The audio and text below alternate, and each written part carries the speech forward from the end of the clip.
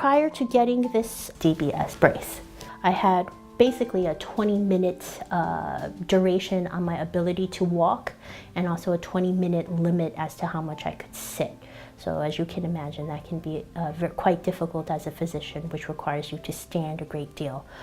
Now with the same amount of standing, I actually do not have the S1 back pain that I had had previously, which has prevented me from standing adequate time periods during roundings in the hospital. In terms of walking duration, previously I could only walk about 15 to 20 minutes before I actually had to sit down. While practicing, we noticed I could actually go about 30 minutes, unless Mr. Marmaduke asked me to stop and remind me that muscle fatigue is a real phenomenon.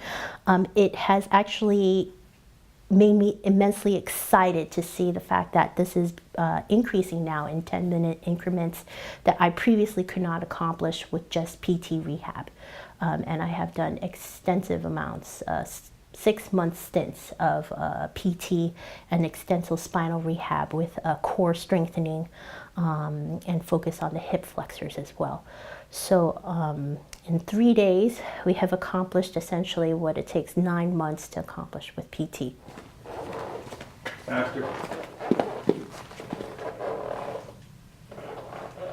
More wiggle to the left. Yep, good. Excellent. More. Yeah.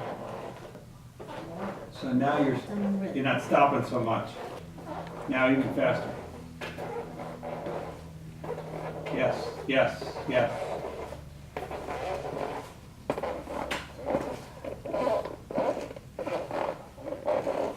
So that's actually one of the striking things about coming here down to Carlsbad, is that we get an extensive explanation and demonstration of gait physics that we do not even cover in med school. So actually, as a physician, quite startling to come here and actually learn about gait mechanics and what it takes to have a stable gait, and actually how to fully utilize the potential of your hips.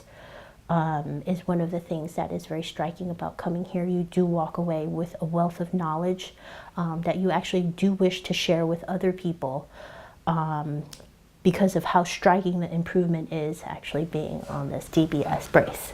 Education and management of expectation and pacing are definitely things that you come away with coming down here to Carlsbad for training.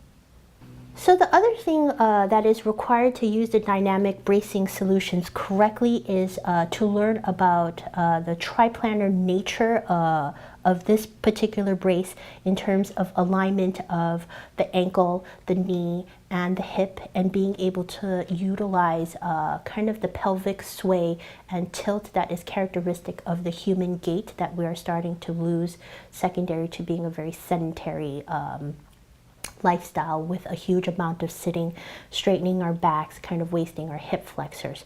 So as you learn about the triplanar response within the bracing system, it releases the lordosis, the natural lordosis, the gait, and the potential that we all have in our hip flexors that is currently being underutilized. If you'll notice in Olympic athletes, they tend to move their bodies in segments, and this helps you bring that efficiency back into your gait and gives people who don't have the mechanical potential secondary to injury, allowing you to use that and tap into the potential of the triplanar response that will help you utilize the full potential of the axial skeletal system that we're capable from the hip down within our lower body without overtaxing your body. So it can return you back to a more efficient gait as you walk, which actually a lot of us don't experience prior to wearing the brace actually. So that's actually the other striking thing when you come and learn about gait and how to utilize this, is you'll realize that even before your injury, you may not have been tapping into the potentials of the hip flexors as well. So the purpose of actually coming down here to learn how to, typically when you're given a piece of equipment at the hospital post-surgery, in terms you meet the orthotic specialist very quickly in a rushed manner at the end of your hospitalization, where you may not be at your fully rehabbed potential, and they quickly fit your leg, and actually very limited instruction and time is given to learning how to use your orthotic or any orthotic that you're given to the full potential. During the 3 days that you're actually invited down here to learn about the brace, you go from having developed pathological gait post rehab with many different creative compensatory mechanisms to actually trying to correct everything that you've learned during that time period since you've been ill. So you notice that her knees are always bent? I can't fully extend them. That's muscle to muscle to muscle, so you'll fatigue Right. much quicker That's than right. being able to go to full. That's right. So very taxing.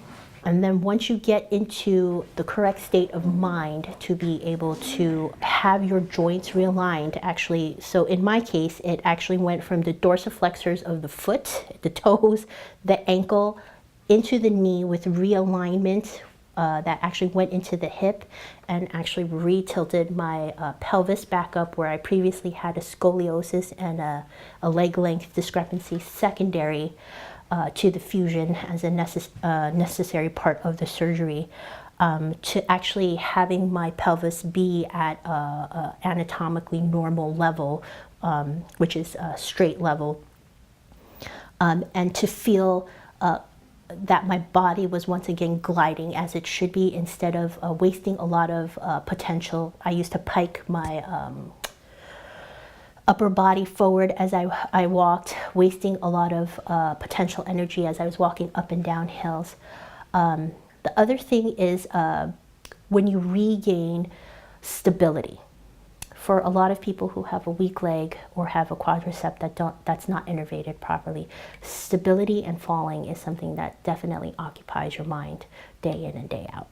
And you start thinking of your life as being normal falling on the ground. But then with this, as you feel more secure, you realize that you're actually learning to trust your pathological leg again. What this brace has done is miraculous.